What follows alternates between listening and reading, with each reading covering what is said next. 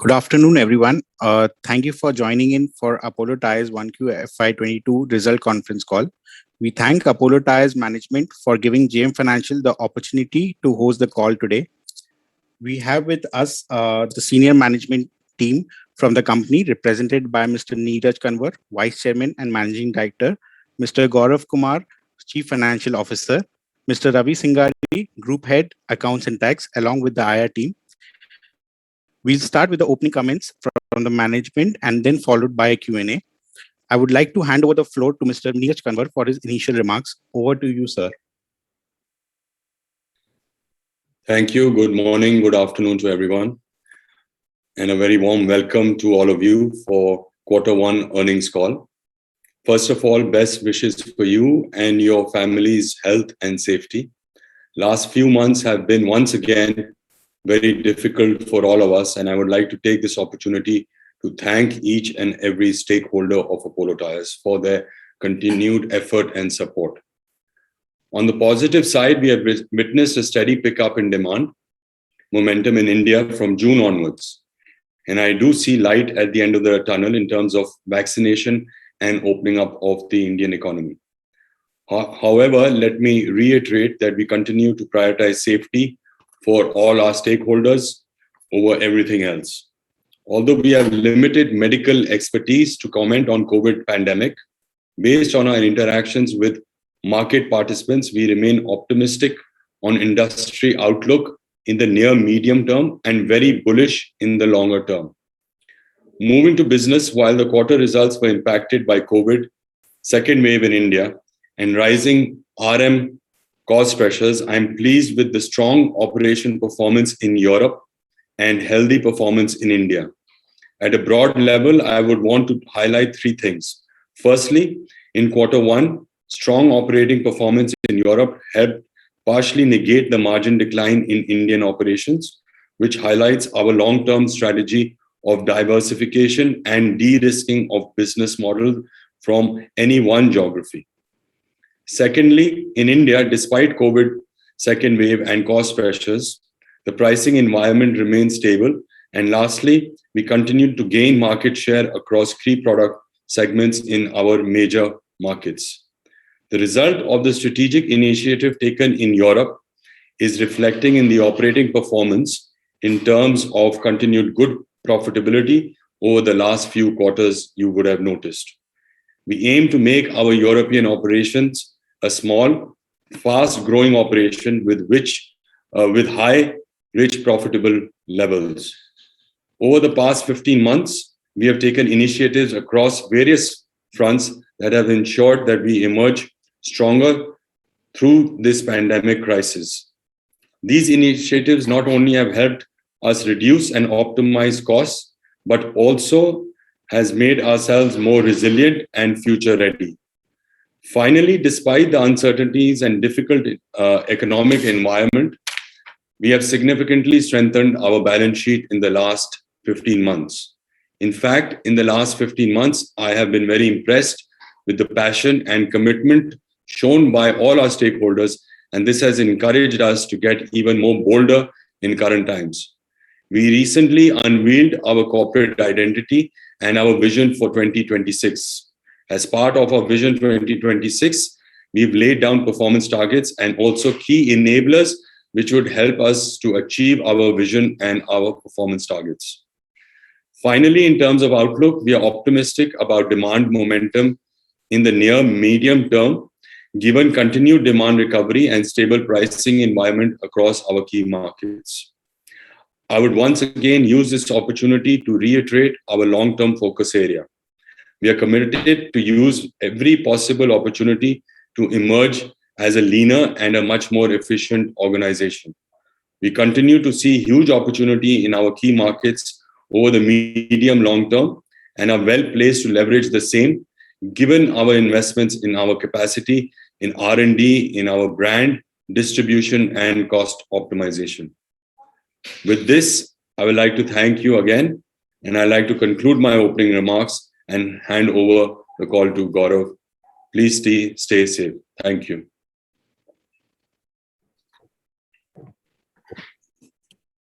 Thank you, Neeraj. and good afternoon, ladies and gentlemen. Continuing from where Neeraj left, let me start by reiterating that as a company, we are first and foremost focused on the safety and well-being of our employees and other stakeholders. In India, we continue to face a big challenge dealing with the pandemic, which, together with the rising RM cost pressure, put additional challenges. Last quarter, we saw the India domestic sales coming down sequentially, especially the OE sales were significantly impacted. We are now witnessing a steady improvement in the demand momentum. The RM pressure continues, which has impacted our operating margins in the first quarter of fiscal year 22. We have taken 3 to 4% price increase across product categories in Q1 and have already announced further price increases in the current quarter to offset this cost push. And while we may lag behind in the near term due to this RM cost push, we continue to target the mid double-digit EBITDA margins on a steady state basis in the medium and long term. Europe, once again, following on from the last quarter, reported a strong operating performance in Q1 on the profitability front, and it reaffirms the business potential of Europe as a market, along with the benefits of diversification and de-risking of our business model. The European operations, post the strategic initiative of last year, is now showing clear signs of returning to consistently higher profitability, similar to the scenario of 5 to 6 years back. While the business environment is improving, these are still uncertain times. However, on the basis of the various strategic measures that we have taken through the last 15 months in both India and Europe operations, we are far better placed and in a stronger financial position to face the current situation.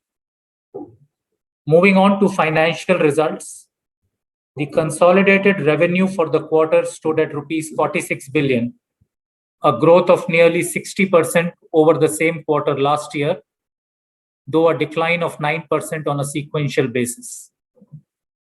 The big growth year-on-year basis is on account of the fact that first quarter of last year had a massive impact of COVID first wave.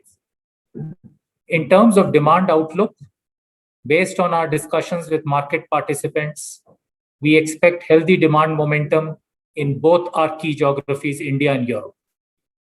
The consolidated EBITDA for the quarter stood at rupees 5.7 billion, a margin of 12.4%, significantly up compared to 8.5% in the same period last year.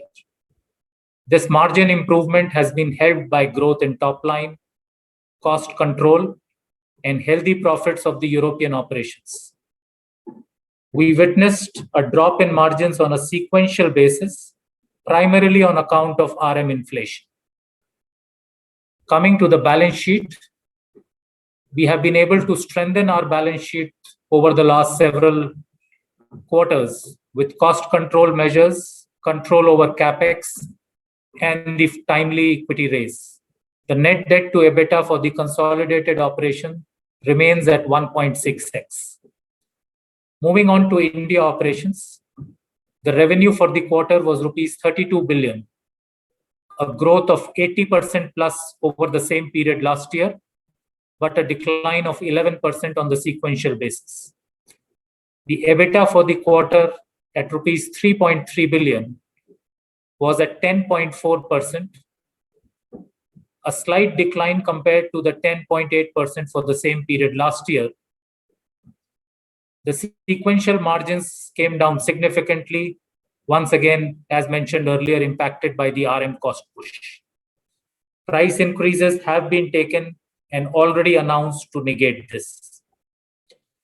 In terms of the demand environment, we saw maximum impact of COVID second wave and the lockdowns in the month of May, and have witnessed a steady demand recovery since then. We also put a greater thrust on exports to counter the reduced domestic demand, and this resulted in our highest ever export turnover last quarter. At the end of last quarter, the net debt in India operations stood at rupees 39 billion and the net debt to EBITDA at 1.8x. Moving on to Europe, the revenues for the quarter were euro 114 million, an increase of 25% compared to the same period last year. The EBITDA for the quarter was at euro 19 million, a 16.3% margin compared to a mere 2.2% for the first quarter last year. Apart from the strategic move, our continuous focus on improving the sales mix also adds into this healthy margins. Our UHP, the ultra high performance proportion of tires in the passenger car categories, has gone up to 38%. The strategic move regarding specialization of Enschede plant is now complete. We continue to gain market share in the TBR and the farm segment. The European operations, the market is showing signs of good growth, and we look to, in fact, significantly up our volumes going forward. Thank you. We would be happy to take your questions. Thank you, Gaurav. We'll now begin with the question and answer session. You may please press the raise hand option to ask a question. We wait for a while till the question queue assembles. The first question is from the line of Ashutosh Tiwari. Ashutosh, please unmute yourself to ask your question.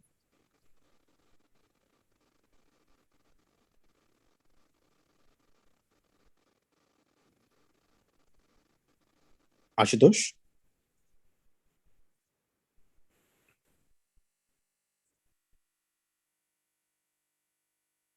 Ashutosh, your line is unmuted. You may please speak now. We cannot hear you.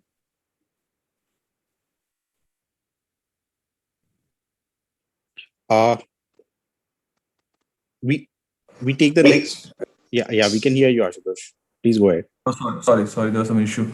So firstly, Gaurav, what was the growth on a quarter-on-quarter basis, or decline on a quarter-on-quarter basis in India in volume terms?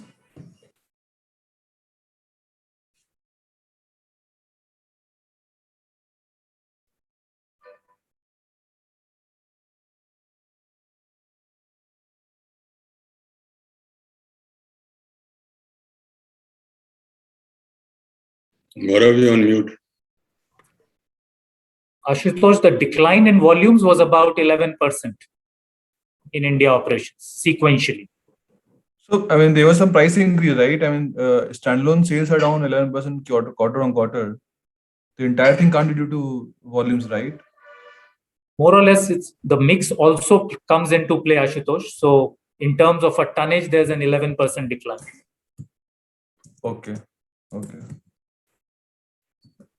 And secondly, we have done very well in export side. Can you throw some light what really happened in the quarter? And is this sustainable kind of export sales that we can see going ahead? Yes, it's definitely sustainable.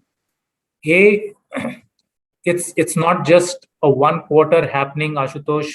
We've been building towards these overseas markets that we have always talked to you people about, not being dependent on one geography. Europe operations also now have a reasonable dependence on India for volumes coming in. But apart from that, we have developed our markets in North America, South America, the ASEAN, Middle East region. And that was the fundamental strategy of saying that we should have these other markets to de-risk ourselves and not being dependent on just one market alone. There's a lot of R&D work, brand building that has gone in these geographies. And in such times as last quarter, we upped the volumes there. To the second part of your questions, these volumes or the kind of level that we have done in the last quarter are very much sustainable. Okay. And lastly, if I may ask, in terms of European operations, obviously we saw 15% decline quarter on quarter. But how do you expect the sales to trend in this quarter? Will it normalize to, generally we do 130, $135 million euro sales in Europe. Will that normalize to that level in 2Q? Yes, it would normalize. You should also take into account the fact that in the first quarter, we had just closed the specialization of the Enschede plant.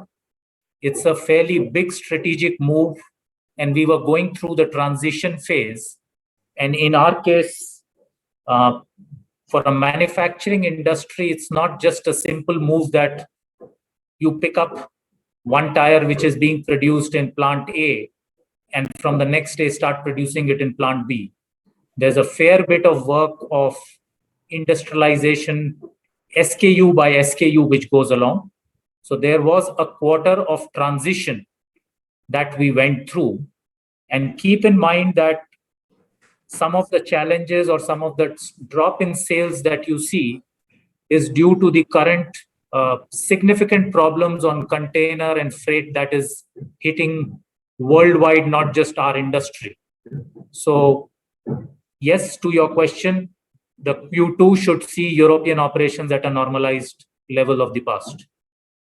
Okay, thanks. That's good to hear. I think. Sure, Ashish.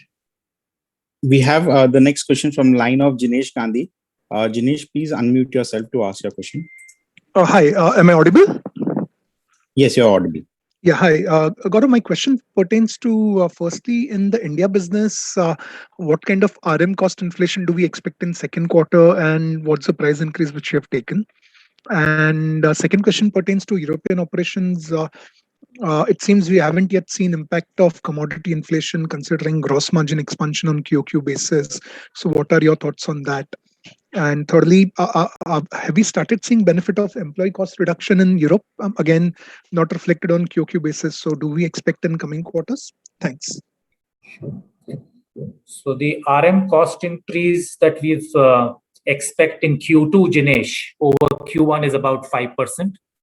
We are looking to take a price increase of a 3% plus in Q2, 3 to 4%, which would negate this completely.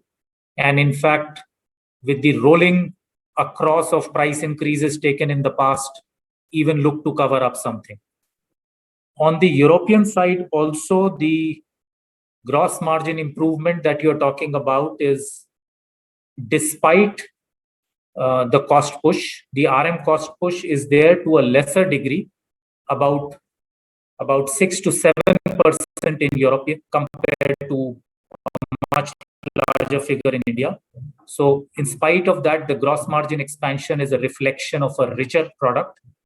And from this quarter onwards, that is the June quarter, the benefits of lower salary are already beginning to flow into the P&L. Thanks. I'll come back in queue. We have the next question from Raghunandan. Raghunandan, please unmute yourself to ask your question. Thank you. Thank you for the opportunity. I hope I'm audible. Yes, you're audible. My first question was on the demand conditions across segments in India. How is the demand coming back?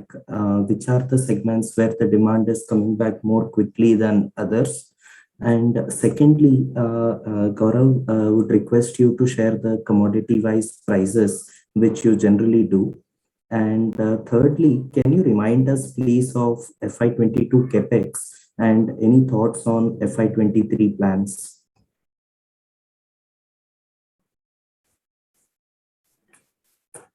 Raghunandan, the demand is coming back strongly across categories. Probably the only laggard to some extent would be the truck OEM, which may take another quarter for the demand to pick up. In the replacement segment, across categories, we are seeing good demand momentum. And in fact, starting from June onwards. OE also, the PCR and the farm category are good. It's only in the truck OEM that there is some amount of lag. On your prices, just a minute.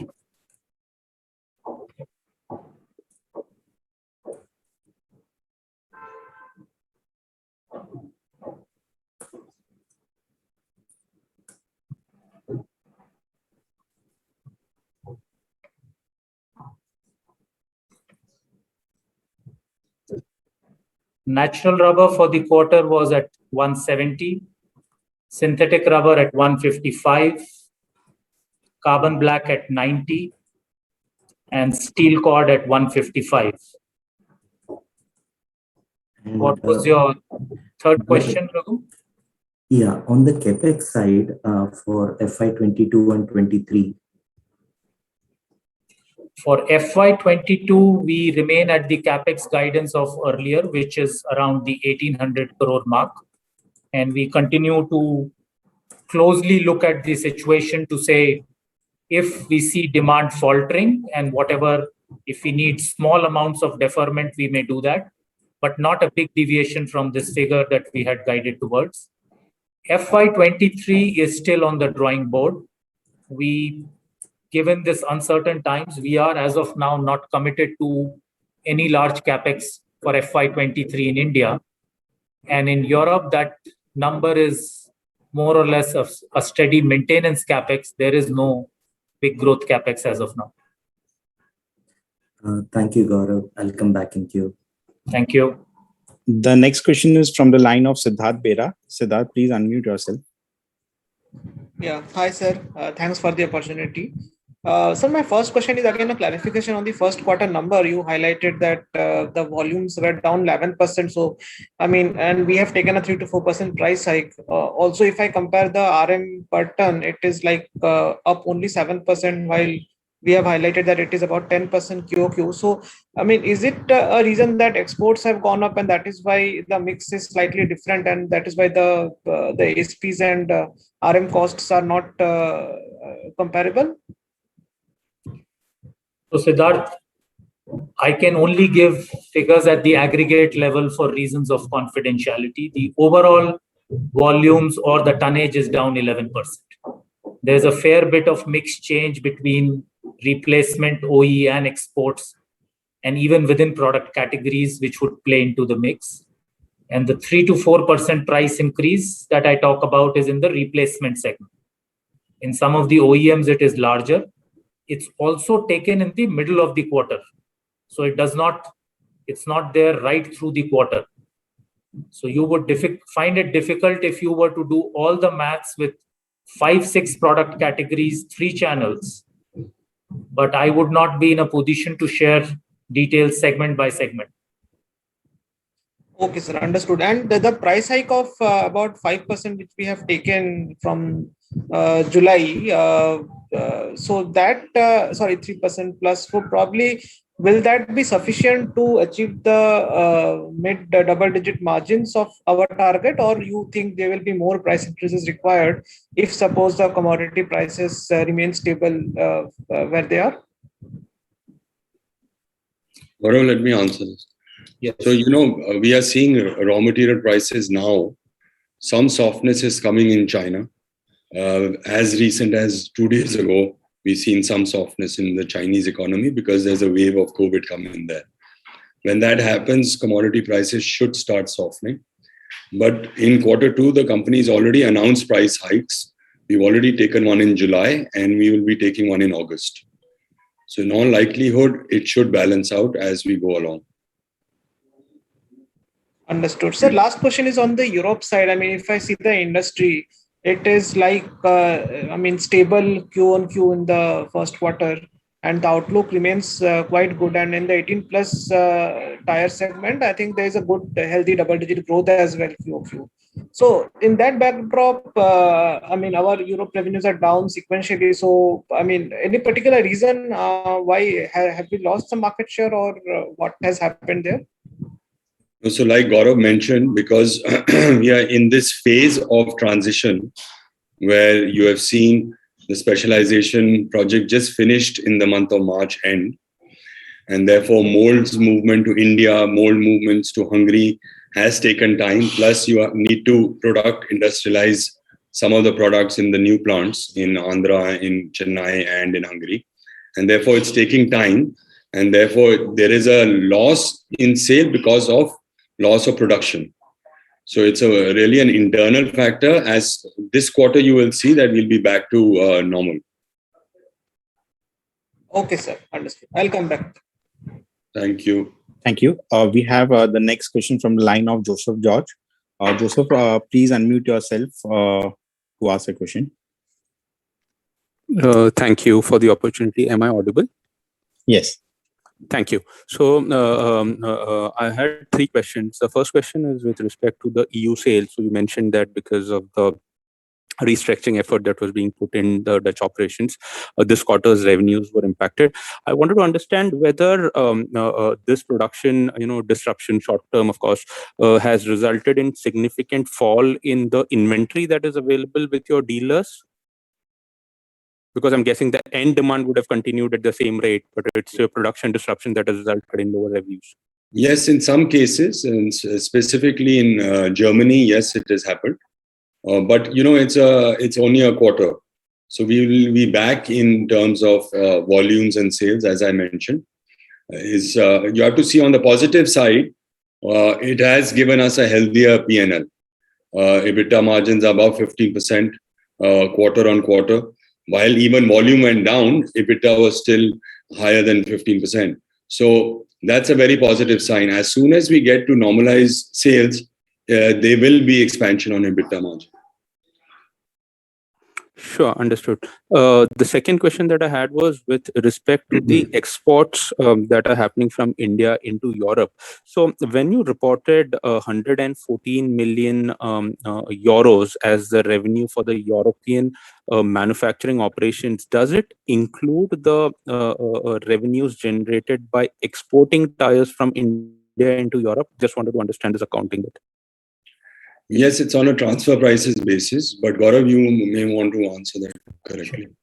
So Joseph, yes, the Indian operations account for that in their sales with the transfer pricing allowed markup. The European operations, accounting wise, would treat it as bought out, and then they have to add their selling and distribution costs and other administrative costs to make a margin over and above that. So the margin to that extent is shared between the geographies dictated by the transfer pricing regulation, which is an international practice. And in the consolidated, the sales of India operations to Europe get eliminated, and only the sales to the third party actual customer counts. Understood. That's clear.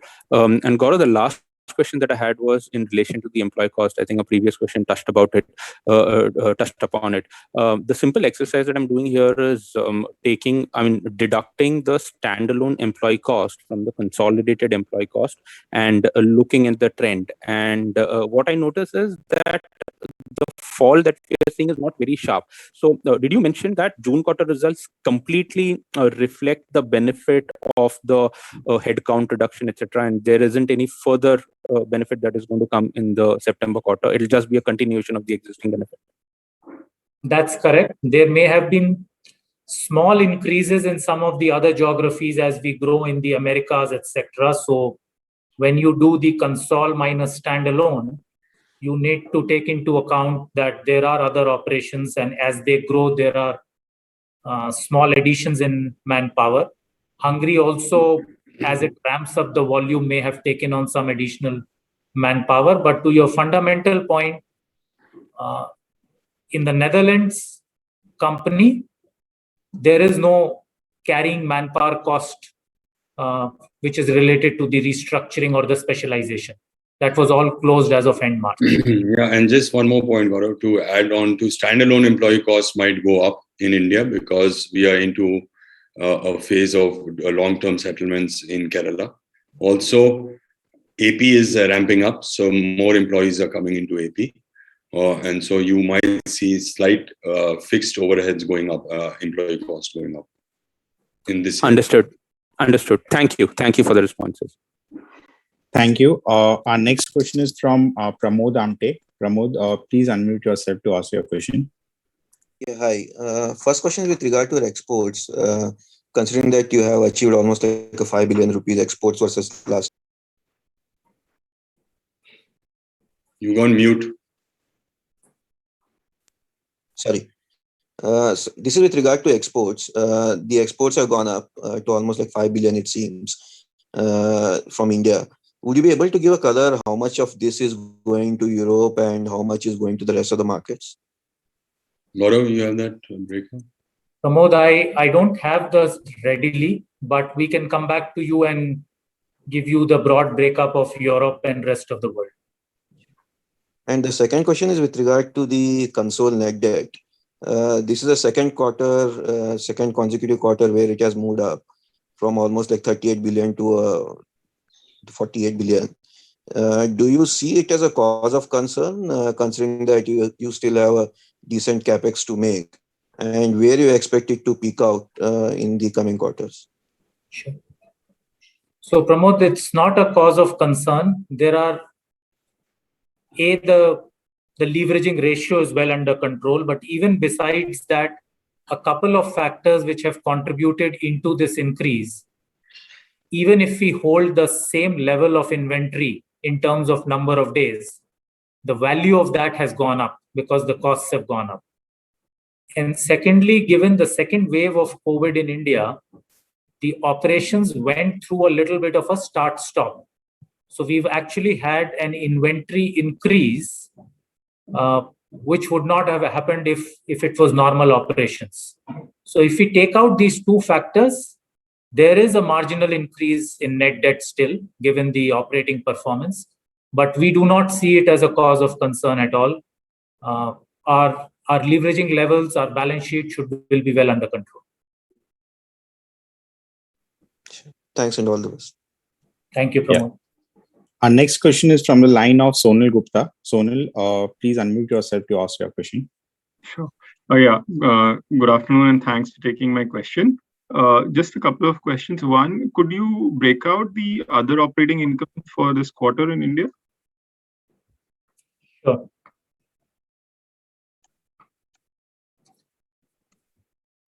Sonal, the biggest component of the other operating income is the investment promotion subsidy that we get based on our investment in Chennai. And there is also a similar component, which is the unwinding of the deferred income relating to the EPCG as we fulfill the obligations. These two components pretty much comprise all of it, which is almost as much as 80-85%. The rest is small, which is sale of scrap, etc. So what would be the total number? That number is about 875 million. 875 million. And just on the exports, I know you may or may not be able to break it out for this quarter, but just on a directional basis, could you help us understand, like, say, I think roughly we used to be at around 10% of exports. So how is this number looking? You're looking to change that now with the industrialization at Enschede. Where could this be in this by end of this year and next year? Well, we would expect this number to be in a 15% plus range. The India business will still continue to depend primarily on the domestic business because that's also showing healthy growth.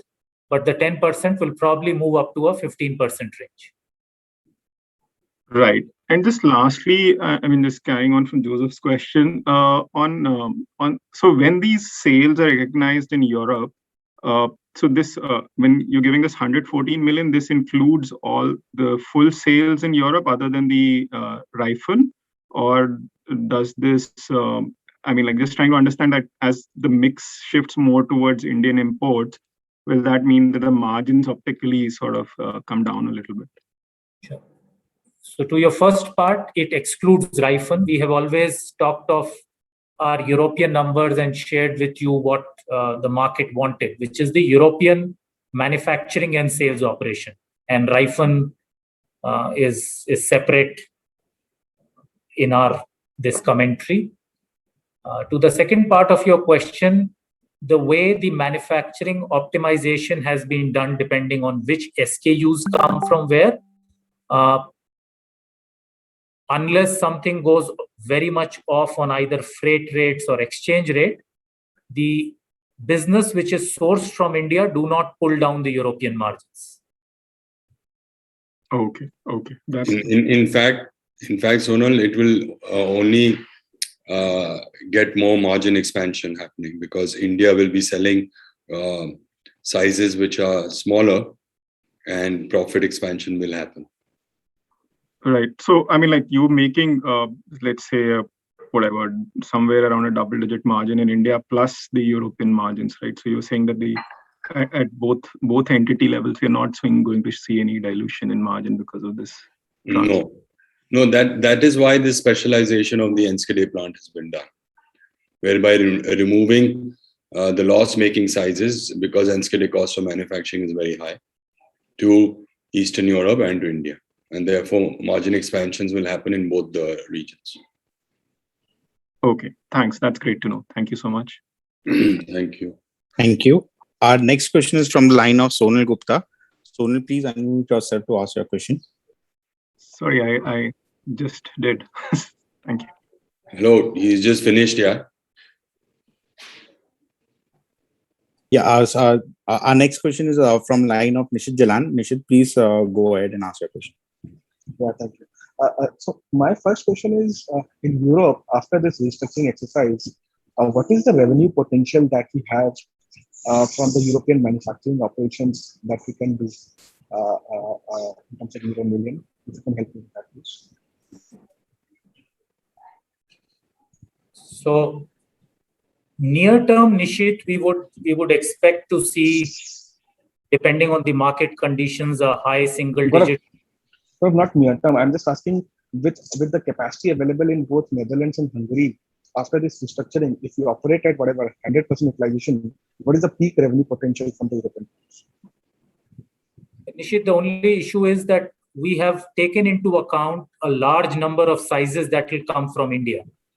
So to say what is the European operations potential, just looking at the European capacity is not looking at it the right way, because there's a fundamental decision taken that X percentage of the SKUs for European business would come from India.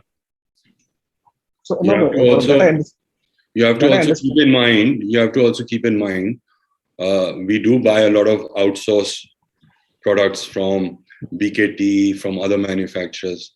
And so that's how the sales operations takes place in Europe. It's not alone only the two plants that you're talking about.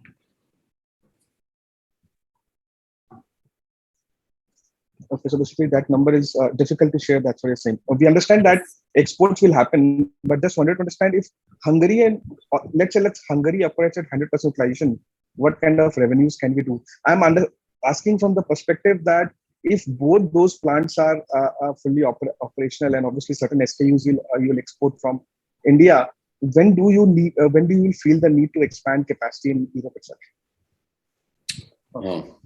So Gaurav, answer that. Sure. So Nishit, we will look at the demand. We will also assess, let's say, the next expansion should come somewhere in FY24 maybe, and whether that should happen in India or in Europe. It will be a mix of demand across geographies and not just the European demand on which the decision would be based. Too early to say when and where that expansion would be needed. But yes, over our 5-year horizon, clearly we would need a PCR expansion for our European operations and for our Indian operations. Okay, just one follow-up on this question. Exports from India to geographies like North America and all would be done from India, or you will do it from Europe? And when we look at export piece of business in the Indian entity standalone business, will this be a higher margin business compared to the domestic operations, or it will be at par? Sure. So even exports to North America, US that you mentioned is a mix. It goes from both India and the European plant. And again, it's dependent either on the product line. Even within the passenger car categories, there could be a development of a passenger line for the Indian plants and a passenger car tire line in the European plants. And so it's not just from one geography. And what was your second question?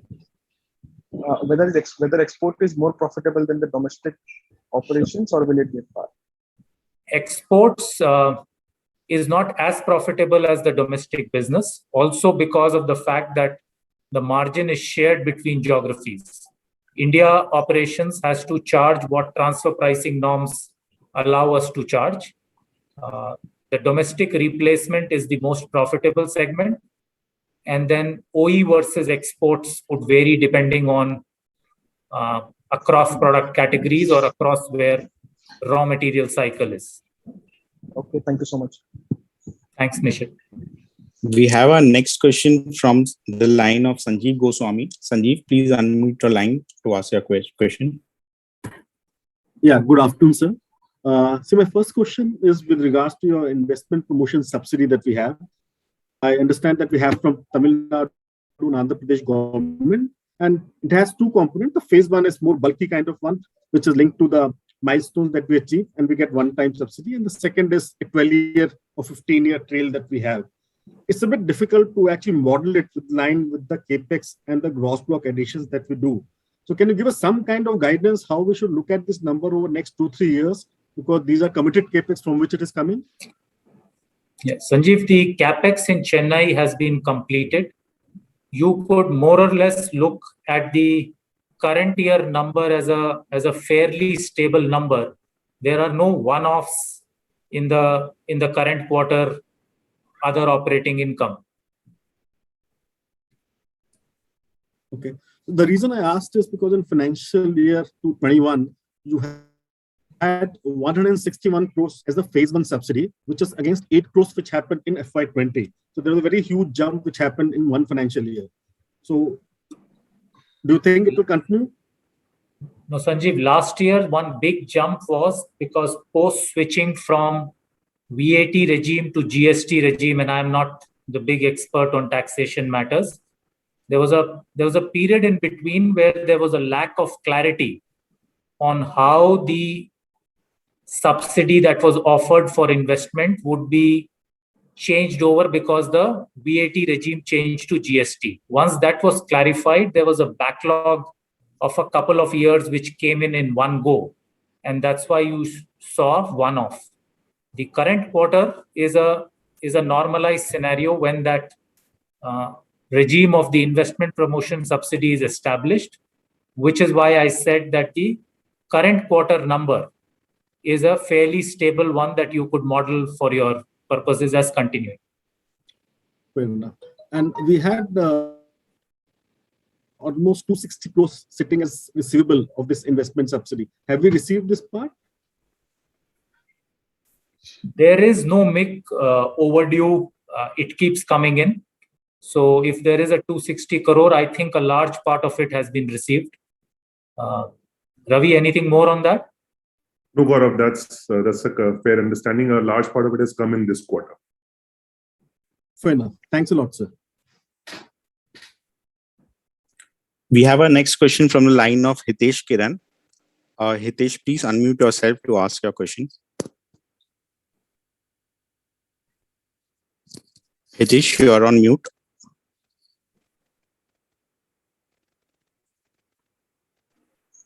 Yes, am I audible? Yes, you're audible now. Thanks for the opportunity. So if I look at the profitability of your Netherlands manufacturing operations, I have the FY 18, 19 and 20 number, where FY 18 we had an EBITDA of close to 10%, FY 19 was about 5%, and FY 20 was barely breaking even. So after the specialization that you carried out, what is the level of profitability that you expect out of that particular plant? So again, Hitesh, we have repeatedly said that looking at the profitability of a plant is not the appropriate way to look at the profitability of operations. In India, just because they are simply plants and not legal entities, we do not track for external purposes. We would have that internally, but we would not look into it plant by plant. And similarly for European operations, you've got to look at the profitability of the entire European operations rather than say what is Dutch profitability and what is Hungary profitability. No, I understand that there would be some corporate overheads would be higher in the Netherlands entity. But still, just to broadly understand the kind of benefit that we would have from this revamp, how should we look at it? If you can just quantify the kind of benefit that can come in from the specialization that you carried out over there? As we mentioned earlier, there is a saving of about 30 million euro in the employee costs as a result of this going forward. Other than that, we would not be at liberty to share individual operations profitability in Europe.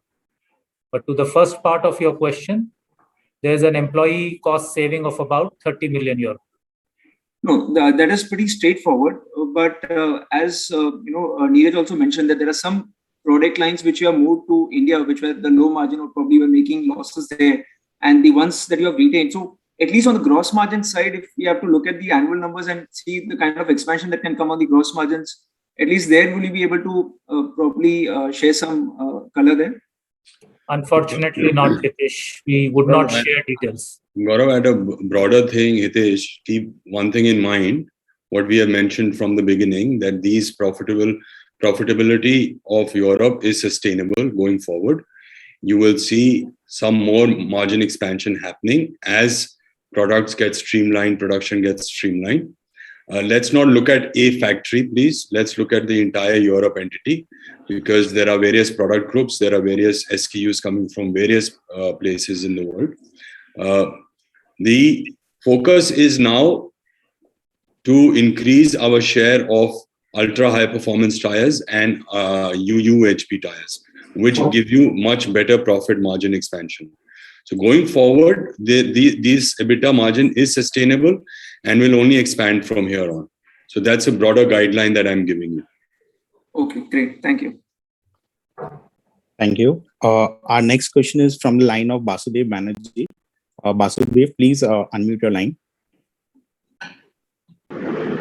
Yeah, question for Gaurav, just to understand, as in the initial comments you said that 5% further increase in raw mat basket for next quarter and broadly trickling effect of Q1 price hikes and incremental price hikes in July, August will take care of that. So just wanted to understand that that is about mitigating the future pressure on gross margin and about the 450 bips impact which we saw this quarter. So how to expect going back to the 15-16% India business margin levels, by when you have the confidence of getting back to those levels, assuming operating leverage is back at normal levels? Vasudev, as we've said earlier, we will not be in a position to give out margin guidance. Going back to mid-teens kind of margin will not happen in one quarter. There is operating leverage which will also start coming in from the September quarter itself because of the kind of demand that we are seeing. And there are various steps being taken, whether on the cost side, whether on the mix side, which will start pushing up the margins. Sure. Second thing, like what's the progress of Andhra phase 2 as such? Andhra phase 2 is already being installed. The machineries were all ordered. They are now coming in. That's the large part of the FY22 capex. So more or less the phase 2, which is taking up the PCR capacity to 15,000 tires per day and TBR to 3,000 tires per day. All of the capex which would get incurred in FY22, and there would be a very small part in FY23. And much of that capacity would be available from FY23. So 3,000 tire per day is similar to what TPD for TBR, including phase 2 overall? So 3,000 TBR is about 190 tons per day. So that is the incremental from phase 2? No, the phase 1 is about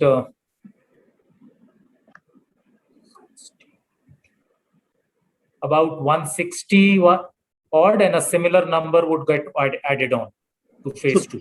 So total 320, 330 tons per day. And Chennai was roughly 550? Chennai today is close to 900 tons per day. Oh, sorry, 900. So total will be 1200 plus. That's in excess of 1200. Yeah. And last question, if I missed out, including maintenance and project and everything, Europe, India, what's the console capex for this year as of now, you were saying? So for this year, 1800 crores capex in India, and about a 200 crores capex in Europe. So 2000 crores. It includes everything. Includes everything. Sure. Thanks. Thank you. Ladies and gentlemen, that was the last question for today. I would now like to hand the conference over to the management for closing comments. Over to you, sir.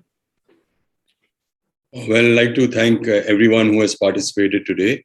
Hopefully, we have been able to answer all your questions. And if you do have any more questions, please feel free to write into the IR team and we'll get back to you.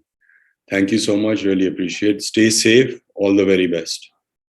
Thank you. Thank you. Thank you. On behalf of JM Financial, that concludes this conference. Thank you for joining us, and you may disconnect your lines now.